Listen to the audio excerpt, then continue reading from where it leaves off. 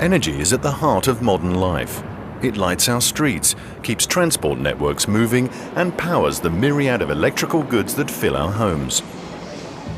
But it also accounts for 80% of Europe's greenhouse gas emissions, and as recent events have shown, producing energy sometimes entails significant risks.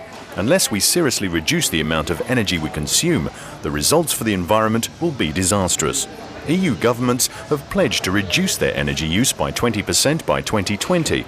The problem is that unless we make some major changes to our energy-hungry habits and make them quickly, we're going to miss that target.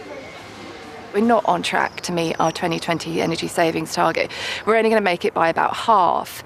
And this is obviously extremely disappointing, given that not only in terms of energy saving contributing to reducing our CO2 emissions and the targets we have for that, but also the additional benefits that reduced energy use brings us. The situation is not hopeless. In Europe today, we have the tools at our disposal to significantly reduce the amount of energy we use without having a negative effect on our quality of life. The EU's Sustainable Energy Europe initiative is showcasing a number of projects that show how practical energy-saving strategies can be put in place at grassroots level. This major international supermarket chain is progressively equipping its stores with new low-energy technologies. By 2020, it aims to reduce average energy consumption in its shops around the world by 20%. The new system has been in place at this store near Lyon in the southeast of France for around 6 months. Sur le magasin, en fait, vous avez plusieurs bonnes pratiques. Vous avez notamment des éclairages qui sont plus économes en énergie, des éclairages LED ou tout simplement des tubes néons qui consomment moins d'énergie. Vous allez trouver aussi en fait des équipements qui vont produire du froid mais en consommant moins d'énergie, notamment des meubles surgelés avec des portes. Vous avez aussi un système en fait informatique qui permet de contrôler en fait les éclairages, le démarrage des fours pour fabriquer le pain dans le magasin. Ce qui fait que, par exemple, évidemment, le soir, une fois que les clients sont partis, on va, grâce à ce système, réduire l'éclairage et consommer comme ça moins d'énergie. Shoppers certainly seem aware of the need to change ingrained attitudes to energy consumption. C'est bête de devoir se dire qu'on changera quand on devra changer et pas quand on peut changer. Changer par devoir, c'est quand même moins percutant que changer parce qu'on le veut. And we can also reduce the amount of energy we use at home. Here in the Spanish city of Sabadell, the local authorities have equipped homes with intelligent electricity monitors, which can show in real time the amount of electricity a household is consuming.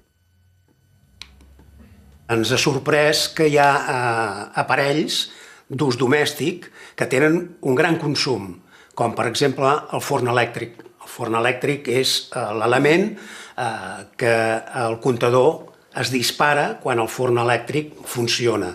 També l'aparell és un element de seguretat que ens permet saber, si marxem i abandonem la casa, que tots els elements de màxim consum estiguin parats. The simple fact of installing these kinds of monitors can save users up to 15% on their electricity bills every year. The meter was designed and developed by a small European company created in 2006, which is convinced that a whole new market is opening up for energy-efficient products. El objetivo de FG es, de hecho, poco a poco poder liderar ese mercado y poder ofrecer no solo productos, sino también asesoría y otro tipo de servicios, sobre todo de cara al usuario doméstico. Yo creo que el futuro viene de poder llegar a acuerdos estratégicos con empresas clave en las tecnologías del futuro. Public authorities have a huge role to play in reducing the amount of energy we use in Europe. Every year, local, national and European authorities spend around 1,500 billion euros, nearly a sixth of the EU GDP. Much of it on energy-intensive activities like building new homes or creating transport networks.